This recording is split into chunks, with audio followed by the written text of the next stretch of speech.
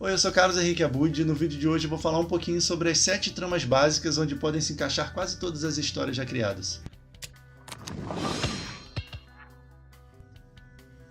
Bom, a gente pode começar falando da origem desse conceito. Ele foi criado pelo autor Christopher Booker e ele tem um livro sobre isso que se chama The Seven Basic Plots, Why We Tell Stories, e ali ele estabelece meio que essa tese, né?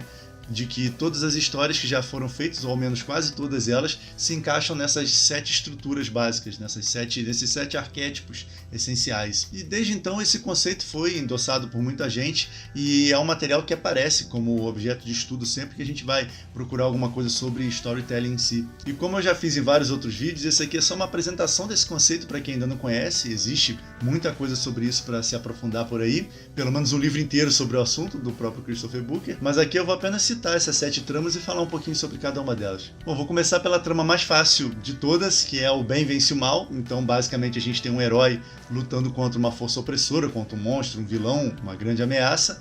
E essa é a primeira, talvez, estrutura de história que a gente consegue identificar ainda na infância, né? As primeiras histórias que a gente tem contato durante a infância tem basicamente esse mesmo plot, né?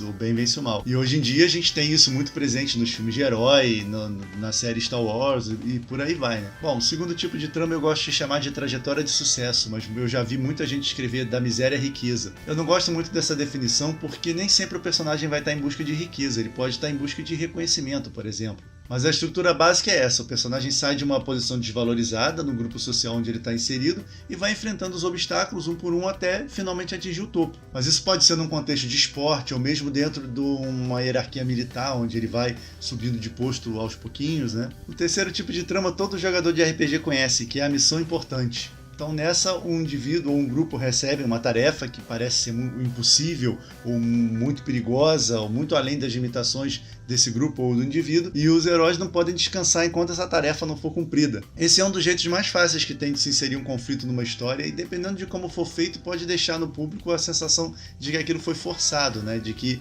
o autor simplesmente empurrou o protagonista para realizar alguma coisa que ele queria. Então vai depender muito de como o autor trabalha as motivações dos personagens para que essa missão importante fique natural dentro da história. A próxima também tem a ver com o universo do RPG, mas também com a ficção de fantasia como um todo, que é o arquétipo do viajante aventureiro, ou o estranho numa terra estranha, como se costuma falar. Então nesse caso o herói está longe de casa, passa por uma experiência transformadora e volta com uma visão diferente de mundo.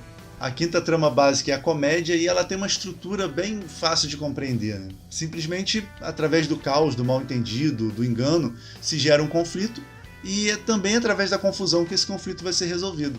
A próxima trama é a tragédia, que de certa forma é o outro lado da moeda da comédia. Porque se na comédia a gente tem momentos engraçados, divertidos através dos enganos do personagem, na tragédia ele paga um preço alto pelos seus erros, pelas suas fraquezas, pelas suas características humanas mesmo.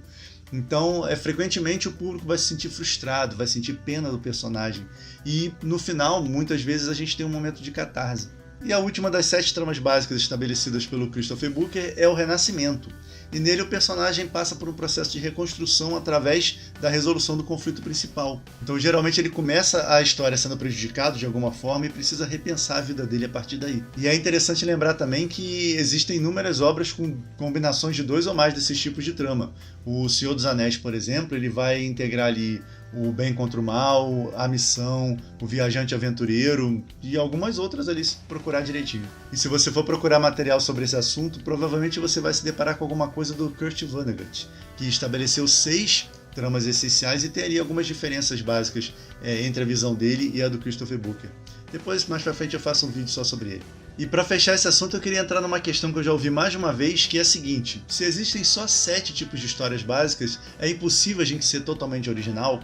Para começar, a gente pode dizer que essa originalidade total é um objetivo inalcançável para qualquer um que trabalhe criando. A gente sempre vai criar a partir de combinações de coisas que já existem, né? Mas em relação aos arquétipos criados pelo Christopher, a gente está falando aqui de estruturas básicas, de esqueletos, onde o autor vai trabalhar por cima. Então, assim, existem infinitas maneiras de se preencher essa estrutura básica com pensamentos, com ideias, com personagens, universos. E além disso, o mundo vai mudando, as culturas são diferentes entre si, cada indivíduo tem uma visão completamente completamente particular, e é daí que a gente vai extrair o que a gente chama de originalidade. E na verdade é meio difícil a gente ver um autor que primeiro escolhe com qual dessas 7 tramas ele quer trabalhar e depois constrói a história. O que a gente vê é o contrário, né? O Christopher ele apenas identificou que existem esses 7 arquétipos aí, esses 7 tipos de enredo, e que inevitavelmente todas as histórias criadas, ou pelo menos boa parte delas, vai acabar caindo em uma ou mais dessas estruturas. É mais ou menos a mesma coisa quando a gente pensa na quantidade de notas musicais que existem e com as quais os músicos ocidentais trabalham, e em relação à quantidade de músicas diferentes que já foram criadas a partir dessas mesmas notas. Então isso de forma nenhuma é um impeditivo para a criatividade ou para a originalidade de qualquer pessoa. Mas na minha opinião, o conhecimento das 7 tramas básicas ajuda o autor a entender melhor o tipo de obra que ele está escrevendo e a realizar da melhor maneira a intenção inicial, aquilo que estava na cabeça dele desde o início.